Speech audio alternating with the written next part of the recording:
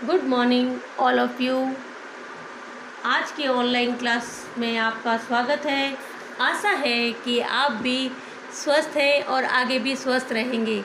राज्य सरकार के दिशा निर्देश का पालन करें, साथ ही ऑनलाइन पढ़ाई चालू रखें और जो भी वर्क दिया जाता है, जो भी कार्य दिया जाता है, अपनी कॉपी में सुंदर सुंदर ढंग से काम करें। कोई भी सब्जेक्ट का हो, Hindi, English, math, SST, science, GK, computer, सभी सब्जेक्ट का वर्क अच्छे से करके नोटबुक को मंडे यानी सोमवार और थर्सडे यानी गुरुवार को चेक करवाएं।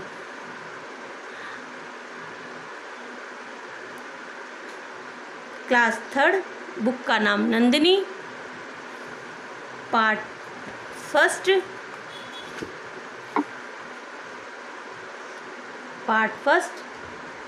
आज की डेट लगाओगे 15/7/2021। सारा जग उसके गुण गाता। चैप्टर का नाम यानी पाठ का नाम है सारा जग उसके गुण गाता। यानी सारा जग किसके गुण गा रहा है, इसमें चैप्टर का नाम में ही पता चल रहा है कि सारा जग भगवान के गुण गा रहा है, ईश्वर के, परमात्मा के। आज हम ये चैप्टर पढ़ेंगे और उंगली रखते हुए आगे बढ़ेंगे। एक एक शब्द पे उंगली रखनी है ताकि आपको पढ़ना आ जाए, अच्छे से समझ में आ जाए और साथ साथ बोलोगे भी। शिक्षण संकेत। इस कविता में ईश्वर के बारे में बताया गया है। इस कविता में किसके बारे में बताया गया है? ईश्वर के बारे में, जिन्होंने पूरे संसार की रचना की। जिन्होंने किसकी रचना की? पूरे संसार की, पूरे ब्रह्मांड की रचना की। किसने की? ईश्वर ने।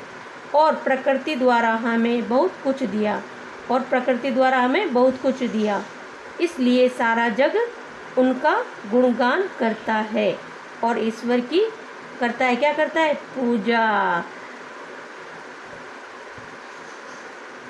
अब हम ये पोयम के रूप में है, आपको इसको पढ़ना है ढंग से और समझना है। जिसने ये तारे चमकाए, जिसने सूरज चांद बनाए, जो दिन करता रात बनाता, सारा जग उसके गुण गाता। यानी भगवान ने क्या बनाया? तारे बनाए, सूरज चांद बनाए और जो दिन भी बनाता है और रात भी बनाता। दिन करता, रात बनाता। चांद सूरज आते हैं ना, दिन में सूरज आता है तो दिन हो जाता है और सूरज ढल जाता है और चांद निकल आता है तो रात हो जाती, चांदनी। सारा जग उसके गुण गाता, यानी ईश्वर के गुण गाता। जिसने ये सब बनाया, उस सभी लोग, हम लोग उसी के गुणगान गाते हैं, यानी ईश्वर के। सर्दी जाती, गर्मी आती। सर्दी जाती, सर्दी में हम स्वेटर वगैरह पहनते हैं तो वो चली जाती है। फिर आती है गर्मी। गर्मी में हम पंखे, कूलर, एसी की हवा खाते हैं। वर्षा आती, जल बरसाती। और बारिश आती है तब क्या होता है? जल बरसता है, यानी बारिश होती है। वर्षा आती, जल बरसाती। वर्षा ऋतु होती है जब जल बरसते हैं, यानी बरसात होती है, बारिश होती है। जो पतझड़ फिर बसंत लाता। इन तीनों ऋतु के बाद में आती है पतझड़ ऋतु और उसके बाद में बसंत, फिर बसंत लाता। सारा जग उसके गुण गाता। कौन कौन सी ऋतु का वर्णन है इसमें? सर्दी, गर्मी, वर्षा, पतझड़ एंड बसंत। सारा जग उसके गुण गाता, यानी किसके गुण गा रहा है? ईश्वर के। हरे भरे ये खेत उगाए, हरे भरे ये खेत उगाए, यानी बारिश होगी तो हरे भरे खेत होंगे। ऊंचे पर्वत खूब बनाए, यानी ईश्वर की कृपा है, ये ईश्वर की देन है। ऊंचे ऊंचे पहाड़, बड़े बड़े पर्वत वगैरह। झील नदी का जो जल दाता, यानी इनमें जो पानी होता है वो कौन देता है? वो भी भगवान। बारिश होता है तब इनमें पानी इकट्ठा होता है। और नदी का जो जल दाता, सारा जग उसके गुण गाता। जिसने कीट पतंग बनाए, यानी कीड़े मकोड़े। नाना पशु पक्षी बनाए, यानी विभिन्न प्रकार के तरह तरह के पशु और पक्षी बनाए। शेर, चीता, चिड़िया, पैरेट, बहुत सारे पशु पक्षी बनाए।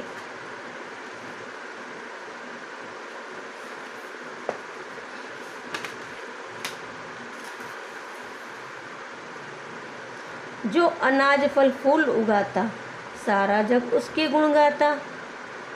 यानी भगवान के, जो हमें अनाज देता है, फल फूल देते हैं, जो है जीवन देने वाला। हमें जीवन किसने दिया? भगवान ने। हम सबका जो है रखवाला। हम सबका कौन है रखवाला? भगवान, ईश्वर। सो है पिता और है माता, यानी हमारे माता पिता भी किसको माना है? भगवान को। सारा जग उसके गुण गाता, हम सब भी उसके गुण गाएं। आओ मिलकर शीश नवाएं, यानी हाथ जोड़ के उनको शीश नवाएं, शीश झुकाएं, यानी सिर झुकाएं। ये कविता अपनी बेटा पार्ट 1, सारा जग उसके गुण गाता, ये लिख के यहाँ से लेके सुंदर सुंदर ढंग से पूरी यहाँ तक आपको कविता अपनी कॉपी में लिखनी है, अच्छी अच्छी राइटिंग में। फिर लिखना है शब्दार्थ। क्या लिखोगे? शब्दार्थ। किला, गढ़, ऐसे नंबर डले हुए हैं मेरे, नंबर डाल के आपको लिखना है। किला, गढ़, सारा, पूरा, पर्वत, पहाड़, कीट पतंग, कीड़े मकोड़े, अनाज यानी अन्न, अन्न यानी गेहूँ, चावल, जौ वगैरह ये सब, शीश यानी सिर, माथा जिसको बोलते हैं अपन, शरारत यानी शैतानी करते हो, गुण यानी विशेषता, झील यानी प्राकृतिक सरोवर, नाना यानी अनेक या बहुत से, जीवन यानी जिंदगी, तारे यानी सितारे, जग यानी दुनिया या संसार, जलदाता जल देने वाला, उपजाऊ पैदा किए, रखवाला यानी रक्षक, हमारा रक्षक या हमारा रखवाला कौन है? ये सब ईश्वर की गुणगान गाया हुआ है इस चैप्टर में पूरा, कि सब कुछ जो भी बनाया है वो ईश्वर ने बनाया है। मौखिक देखो, अब खाली इसको लिखना नहीं है कॉपी में, लिखना तो आपको कविता लिखनी है, एक ही शब्दार्थ करने हैं। जो लिखने होंगे उस पर मैं अंडरलाइन करके बताऊंगी। ये मौखिक है, खाली बोलना है मेरे साथ साथ। पढ़ो और बोलो। गुणगान, गुणगान, वसंत, ईश्वर, ईश्वर, पर्वत, पर्वत, चमकाए, चमकाए, खूब, खूब, सर्दी, सर्दी, झील, झील, बरसाती, बरसाती, पशु पक्षी, पशु पक्षी। ये करने नहीं है, खाली बोलना है आपको, अभ्यास करना है, इस चीज़ का प्रैक्टिस करनी है। सेकंड है, नीचे दिए गए प्रश्नों के मौखिक उत्तर दीजिए। कविता में किसके गुणों का वर्णन किया गया है? ईश्वर के। किसके? ईश्वर के। हमें किसके सामने सिर झुकाना चाहिए? ईश्वर के। इस सृष्टि की रचना किसने की? ईश्वर ने की। ये भी खाली ओरल में, ये मौखिक है आपके। अब लिखित प्रश्न ये आया, लिखित लिखने वाला। सही उत्तर पर राइट का निशान लगाओ। क, पतझड़ का मौसम किस ऋतु के बाद आता है? पतझड़ का मौसम किस ऋतु के बाद आता है? गर्मी के बाद? नहीं। सर्दी के बाद? नहीं। वसंत के बाद? नहीं। वर्षा के बाद बारिश होती है, उसके बाद में पतझड़ मौसम आता है, यानी वर्षा पे राइट लगाओ। फिर एक ख, झील तथा नदी में जल देने वाला कौन है? झील और नदी में जल देने वाला कौन है? ईश्वर, मनुष्य, बादल या हिमालय? कौन है? ईश्वर। Very good. ग, कविता में इनमें से किसका उल्लेख नहीं हुआ है? कविता में इनमें से किसका उल्लेख नहीं हुआ है? कीट पतंगे, ये तो हुआ है। फल फूल, ये भी हुआ है। सूरज चांद, ये भी हुआ है। लेकिन गंगा यमुना का नहीं हुआ है, तो इस पे राइट लगाओ।